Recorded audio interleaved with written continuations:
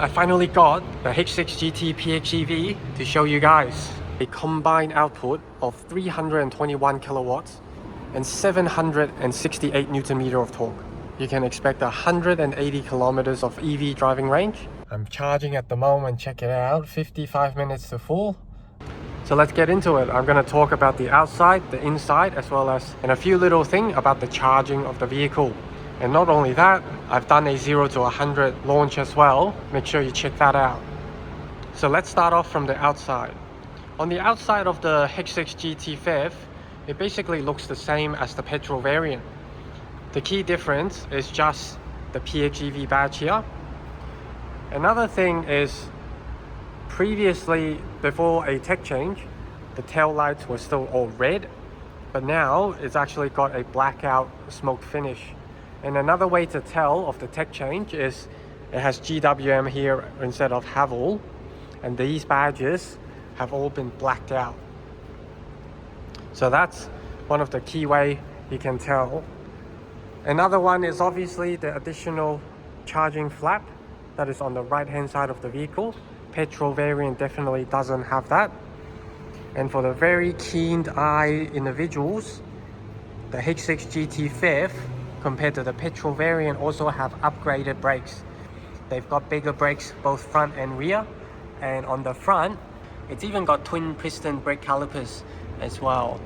The tires here are Michelin Primacy 4. And let's have a quick look up front. You've got the LED headlights, the LED fog lights, including steering function as well. So that means when you steer the vehicle towards the right fog light will come on. If you steer towards the left will come on. Another small difference between the tech change and post-tech change, the font on the Haval badge, it used to be italics, and now if you have a look straight on, it's nice and flat. So yeah, just another little thing for the GWM nerds out there who might be interested. Up front you do have 6 parking sensors, which means this vehicle does have auto parking. Your front camera is just right here. Going on to the side, you've got your 360 camera on the mirror as well. And if we have a look under here, you're gonna see that pack. That is the battery pack. You've got the 35.4 kilowatt hour battery pack right there. And it does go almost all the way across the vehicle. So keep in mind guys, the PHEV is an all-wheel drive vehicle. So the way it works is on the back here, on the back axle, there is a motor that just runs the rear. And up front, there's the engine as well as the gearbox or transaxle motor that runs just the front wheels. So there are no mechanical linkages between the front and the rear. It's all just electricity going to the back. I just want to show you very quickly, the exhaust does run on the side of the vehicle, which obviously is only designed like this because it's got the massive battery pack. Okay, before we move inside, let's have a quick look at the engine bay. One of the most exciting part about this PHEV is the performance. The engine is a 1.5 liter turbocharged 4-cylinder, so that doesn't sound very exciting, right? It is mated to a motor at the front and then obviously a motor at the rear. But the key thing is a combined output of 321 kilowatts and 768 Newton meter of torque.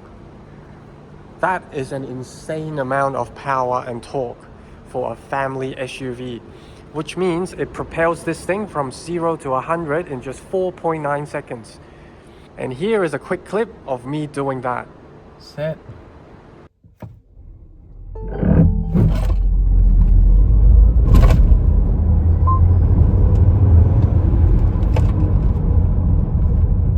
And when you run the vehicle just on electric, you can expect 180 kilometers of EV driving range. And in that mode, you can drive from 0 to say highway speed, no problem, remaining in EV mode. After that, when you run out of your EV range, It will then automatically kick in the petrol engine and change the vehicle into intelligent hybrid mode. And when you do that, you can expect a total range of over 1,000 kilometers. Now, something that I want to touch on very quickly is this here, the power mode, EV priority, as well as intelligent hybrid. In EV mode, pretty much whatever you do, it's going to remain in EV only. And when that happens, you basically have the front motor, which has approximately 120 kilowatt of power, and the rear motor, which has approximately 130 kilowatts of power. So obviously you can't exactly just add them up, but let me tell you, even in EV mode, this car is a bit of a weapon. EV priority changes that logic a little bit. So for an example, when you go full throttle or full accelerator, the engine is going to kick in. As well as other times, for an example, if you're in a cold climate and you've set your heating to like maximum, EV priority will still kick in the engine to help you provide that heat, because it's basically more efficient to create heat with engine rather than trying to produce it with the electric. Likewise for the AC as well in EV priority. And finally, intelligent hybrid. In addition to that, the intelligent hybrid, when you drive at speeds of 70 kilometers per hour or higher, the engine will automatically kick in. Now, obviously, it doesn't remain on all the time. When you're cruising and sort of on a slight downhill, then even at 100, it'll kick into EV mode to continue to save you fuel. That's why it's called intelligent hybrid mode. Once again, it does all of it automatically, which includes, using the front engine, front motor, rear motor, all that combination to make sure you get your best efficiency. If you're doing a bit of a long road trip, you can always drive in EV mode, but as soon as you get onto the highway, manually change it into intelligent hybrid mode, and that way you can extend your journey a little bit more. It all just depends on how smart you are with the vehicle and what type of driving you're doing on the day. And if you can't be bothered, guess what? Just leave it. The car will do everything by itself. And after driving this car for a decent period of time now, I really do enjoy this compared to other competitors that have, say, 100 kilometers of electric range. I'm charging at the moment. Check it out, 55 minutes to full. I love this screen, the space fold theme compared to the foreign space theme so much. You get so much more information, and this here is also how I like it. This on the left shows you when you're driving whether the electric motor is providing you power, the front one or the rear one, or when the engine's on, the engine will come on too. And likewise, when it's doing regen, you'll see the front motor doing regen or the rear motor doing regen. It's very cool. And obviously the power there, you can see when it's providing power, it'll be positive, and when it's doing regen, it's a negative. And on the other side, you can see the last 100 kilometers, I've been averaging 0.8 liters per 100 Ks, and the electricity consumption is at 14.9 kilowatt hour per 100, equals to approximately 5.1 liters per 100 Ks. So first of all, you have the full color cluster in front of you, and in the middle, touchscreen as well. And up ahead, hopefully you guys can see, there's the head-up display too. This head-up display is pretty handy. Not only does it show you your speed, it also shows you things like your map direction when you have CarPlay or Android Auto connected. With the 360 camera, GWM does a fantastic 360 camera. Nice and clear, really crisp. With the car, the indicator is on the left-hand side as well as the headlight switch. And on the right is your windscreen wiper as well. Next to your knee is the electric tailgate, your headlight adjustment, your fuel cap opening, as well as downhill assist. So in the middle, there are some physical buttons here.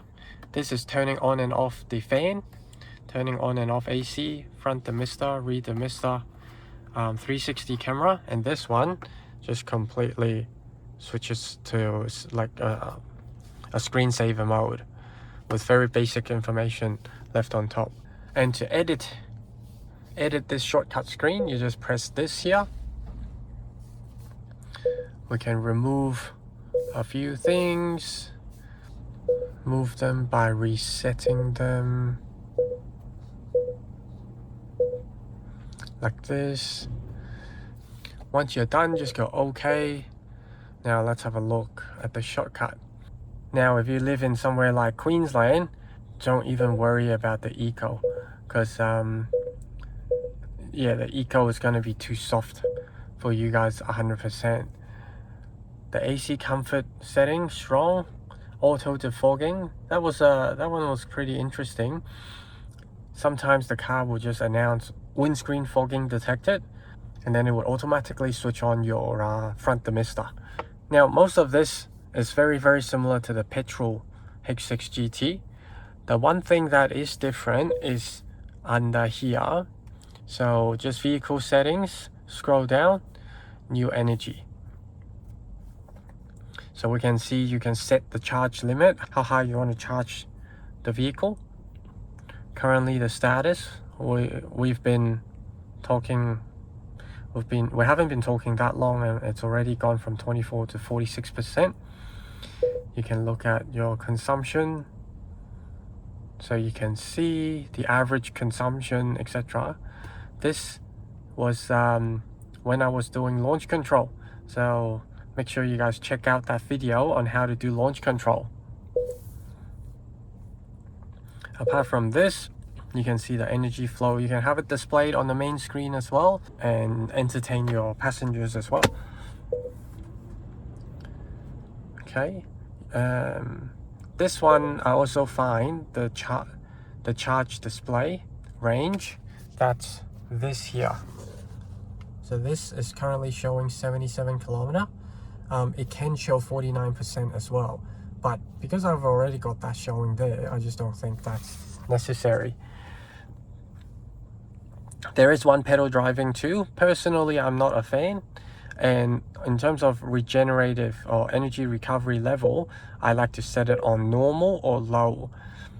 I find when I do one pedal driving, or when I do things like heavy regen, the passengers in the car just tend to, you know, rock forward and backward a lot more in comparison. And it is also a bit of a misconception when you set your energy regen as low, as soon as you touch the brake pedal, you're wasting regen.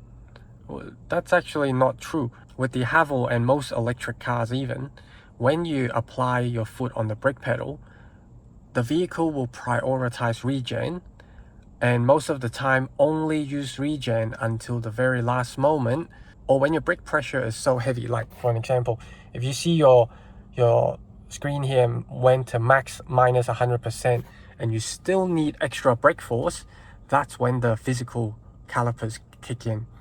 So yeah, this whole mentality and idea about I must have regenerative braking on the heaviest, or I must drive in one pedal driving to maximize regen, yeah, it's just not really true. As we move down, it is very simple. You've got your dial, your gear selector, you've got your P button, just press on it. You've got your handbrake as well as auto brake hold. Little cup holder, splits into two. Little pocket up front as well, great for holding your keys or even putting your phone there. And when you want the extra storage, you can easily tuck that away and just use this as storage as well. Under here, you've got a very big storage bin too. Now with this area, there is no AC vent, so unlike some of the other cars, there are. And over here, this is being a PHEV, perhaps you might have your ChargeFox card or something of that. You can slide there, so it always stays inside the vehicle, nice and secured. You've got this carbon looking soft texture here, which is very interesting. And also this artificial suede as well. That carbon fiber style texture also goes across the dash. You have your ambient light. You can see I've got it set. You can see I've got it set at red at the moment. All right, let's take a quick look at the back seat. The back is a very spacious space. that is my seating, that is my driving position. And when I sit down here, you can see there's some plenty of leg room. You've got the AC vent as well as 2 little USB chargers below. And for the seat comfort, including the middle one, it is still very, very nice and very soft. Pull the armrest down and you do have 2 little cup holders here. And with the back, you can fold the seat down just like that, nice and easy.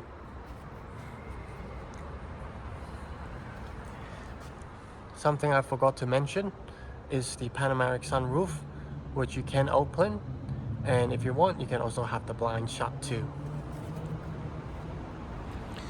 As we head to the back of the vehicle, it does have induction. It does have the kick sensor here, as you saw, so when you have your hands full, it is pretty handy.